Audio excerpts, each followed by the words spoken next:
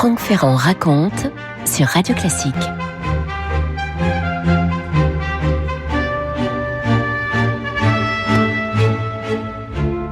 Moscou, au temps de l'Union soviétique, le jeudi 5 mars 1981. Il est 18h, la nuit est tombée, il fait -5 et la neige est en train de se mêler à la boue dans cette capitale russe, en bordure d'une immense avenue qui enjambe la Moskva. Une voiture est garée et c'est une voiture française, c'est une Renault 20. À l'intérieur, c'est un Français, Xavier Hameil. Il est cadre pour la société française Thomson CSF, ce qui va devenir Thales par la suite. Il est donc cadre, il est posté à Moscou et il est là pour rendre service à la DST. La DST, la Direction de la Surveillance du Territoire. Bref, le contre-espionnage français. La DST lui a dit qu'un officier du KGB du nom de Vetrov cherchait à entrer en contact avec la France. Rencontre-le, lui a-t-on dit, et dis-lui juste que la France serait prête à l'accueillir. Un homme s'approche sur le trottoir, c'est lui. C'est Vetrov, il a 48 ans, il a les cheveux bruns avec des favoris qui descendent le long des joues, un regard assez étonnant, un regard malicieux. « Bonjour », lance Vetrov en français, avant de s'installer dans la R20. Alors celui qui est en face, le français, lui dit « J'ai un message de la part de la DST, si vous parvenez à vous évader, la France vous accueillera. » « Mais je ne veux pas partir », dit le Vetrov. « Je veux travailler pour la DST. » Le Russe flanque un volumineux dossier sur les genoux du Français. « Tenez, dit-il, c'est pour vous, photographiez tout, vous me le rendrez demain, ici, à la même heure. » Et au moment de quitter la voiture, il dit « Il y en aura d'autres. Oh, il y en aura beaucoup d'autres. » Franck Ferrand sur Radio Classique. Hameil se précipite à son bureau chez Thomson, il photocopie les 200 pages, et le lendemain, il retrouve comme prévu Vetrov qui lui a fixé un autre rendez-vous pour lui donner un autre dossier. La même scène va se reproduire comme ça, 2, 3, 4, 5, 6 fois. 6 fois. Et il s'agit toujours de nouveaux documents à chaque fois. 1 millier de pages en tout. Hameil envoie tout ça en France par la valise diplomatique, c'est bien pratique, n'est-ce pas? Le courrier diplomatique n'est pas fouillé, vous savez. Et à Paris, rue des Saussets, la DST analyse les documents qui sont tous classifiés secretno, c'est-à-dire secrets. Ils sont issus de la direction T du KGB. T, ça veut dire technologie. Un énorme service qui est chargé d'espionner, de piller la technologie occidentale dans tous les domaines, les avions, les centrales nucléaires, les sous-marins, etc. Pour la DST, autant dire que les papiers qui viennent d'arriver rue des Saussets sont une véritable mine d'or. Dans son KGB, la véritable histoire des services secrets soviétiques, qui est paru cette année aux éditions Perrin, Bernard Lecomte nous dit: des brigades de traducteurs et d'experts ne cessent de décrypter ces plans, listings, tableaux, bilans, notes et autres télégrammes donnant aux Occidentaux pour la première fois un aperçu complet et détaillé de l'extraordinaire entreprise de pillage systématique déployée par les Soviétiques pour pallier leurs faiblesses technologiques, notamment en matière d'armement. Pas oublier qu'on est à l'époque en pleine concurrence. C'est toujours la guerre froide, bien entendu, mais les Américains sont en train d'acquérir une telle longueur d'avance que les Soviétiques courent derrière. Il y a dans tous les documents qui sont fournis des noms d'agents infiltrés en France, en Allemagne, en Grande-Bretagne, aux États-Unis, avec la liste de leurs missions. Maintenant, la DST cherche à comprendre le mobile de Vetrov. Pourquoi veut-il ainsi trahir le KGB ? Pour tout vous dire, ce Vetrov n'est pas un inconnu pour la DST, et pour cause. C'est en France qu'il a commencé sa carrière d'espion.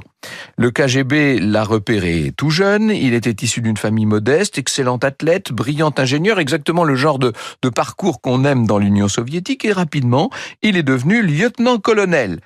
À l'été 1965, il a débarqué à Orly avec sa femme, Svetlana, et il avait une couverture d'attaché commercial à l'ambassade soviétique. Il y en a beaucoup qui avaient ce poste-là.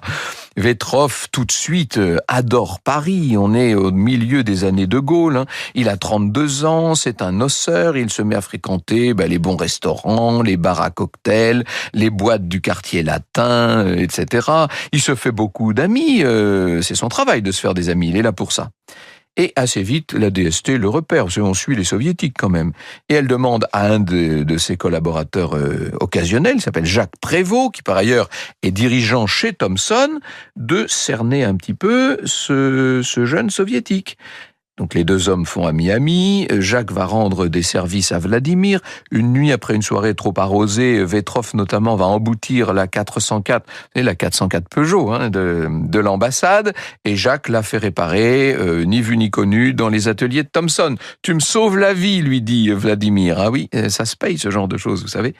Et voilà que en mars 70, c'est la fin, puisque Vetrov est rappelé à Moscou. Et pour lui, c'est un déchirement. Il s'était tellement bien acclimaté à Paris. Il est envoyé cette fois à Montréal, où il est rattrapé par ses démons, si je puis dire, les bars, les soirées, etc. Il se fait encore remarquer par le contre-espionnage canadien, et pour la deuxième fois, Moscou le rappelle, et quand même on commence à se méfier de lui puisqu'il est mis au placard à ce moment-là. Il est muté comme analyste à la direction T du KGB, voilà donc à travailler sur des dossiers technologiques dans une banlieue grise de Moscou. Il aimerait bien en sortir, bien sûr, il demande des promotions, mais à chaque fois ça lui est refusé, il se met à déprimer. Et on peut dire que le jour, il rumine sa frustration et que le soir, comme beaucoup de soviétiques de l'époque, il la noie, cette frustration, dans l'alcool. Et une idée va germer en lui, une idée de vengeance. Et s'il trahissait le KGB, se dit-il, s'il révélait aux Occidentaux toute l'étendue du pillage dont ils sont victimes, voilà un rôle qui pourrait lui redonner confiance en lui-même. Donc un matin de novembre 1980, il passe à l'acte. On est au sommet des années Brejnev, là bien sûr. Il fait expédier par son beau-frère depuis Budapest une carte postale à Paris. Le destinataire de la carte postale, c'est le fameux Jacques Prévost, vous vous rappelez, son ami parisien, celui qui avait fait réparer la voiture. Et sur la carte, Vetrov écrit son numéro de téléphone avec ce message « Appelle-moi, c'est une question de vie ou de mort ». Il sait que Prévost immédiatement va prévenir la DST. Et quelques semaines plus tard, il reçoit un coup de fil, c'est Amey, un collègue de Prévost chez Thomson CSF à Moscou. Donc, la suite, vous la connaissez. Avec cette livraison de pas mal de documents par Vetrov, des documents du KGB. Voilà comment, à 3 ans de sa retraite, Vetrov a commencé une carrière de taupe pour la DST. C'est exactement ça. À Paris, le grand patron de la DST s'appelle à l'époque Marcel Chalet. Il a bien examiné les 1000 pages qui lui ont été transmises. Il attribue à Vetrov un nom de code, un mot anglais pour brouiller les pistes, qui veut dire adieu en anglais, farewell, vous savez. Il décide de ne parler de tout ça à personne. On est maintenant en avril 80. Dans quelques semaines vont se tenir en France les élections présidentielles. Chalet attend de voir dans quel sens le vent va tourner. Le président Giscard d'Estaing, sortant, est plutôt bien placé dans les sondages, mais son challenger, François Mitterrand, est en train de gagner du terrain. Le 10 mai 1981, coup de tonnerre, c'est en effet François Mitterrand, socialiste, qui est élu président de la République. C'est donc François Mitterrand qui va devoir décider de l'avenir de Farewell. 14 juillet 1981, c'est la traditionnelle garden party dans les jardins de l'Élysée. Il y a là le nouveau ministre de l'Intérieur, Gaston Defferre, le directeur de la DST, donc toujours Marcel Chalet, qui lui a exposé le dossier Farewell. Et le ministre Defferre prend le président Mitterrand par le coude. François, il faudra que je te parle d'un dossier important. Plus tard, dans le bureau du président, le ministre explique. Un lieutenant-colonel du KGB est entré en contact avec nos services en mars. Il nous fournit des documents d'un intérêt majeur. Nous l'avons appelé Farewell et nous en avons parlé au SDEC. Le SDEC, ce sont les services de renseignement extérieurs, qui sont d'ailleurs toujours à couteau tiré avec la DST à l'époque. Bon, bref, je n'entre pas dans tous ces détails. Mitterrand jette évidemment un œil aux documents que Defferre lui a transmis. Continuez, dit François Mitterrand, n'en référez qu'à moi, je vais en parler aux Américains. C'est du pain béni, ça, pour le président de la République, puisque les Américains, inutile de vous dire, n'ont pas tellement confiance dans ce président socialiste qui a admis dans le gouvernement 4 ministres communistes. Eh bien, justement, il va leur montrer aux Américains jusqu'où peut aller sa fidélité. 5 jours plus tard, à Ottawa, donc au Canada, se tient le sommet du G7. Le président Mitterrand prend le président Reagan en aparté et il lui parle de ce dossier Farewell. Il peut, dit-il, lui fournir une liste d'agents soviétiques infiltrés aux États-Unis. Ça tombe bien d'un point de vue diplomatique. Reagan est complètement sidéré. Il va renvoyer le dossier à son vice-président, qui est George Bush père, qui lui-même d'ailleurs avait d'abord dirigé la CIA. Et Bush comprend tout de suite l'intérêt majeur de Farewell. Le 3 août, il organise une rencontre entre la CIA et la DST. À partir de cette date, la DST va transmettre à la CIA toutes les informations de Farewell concernant les États-Unis.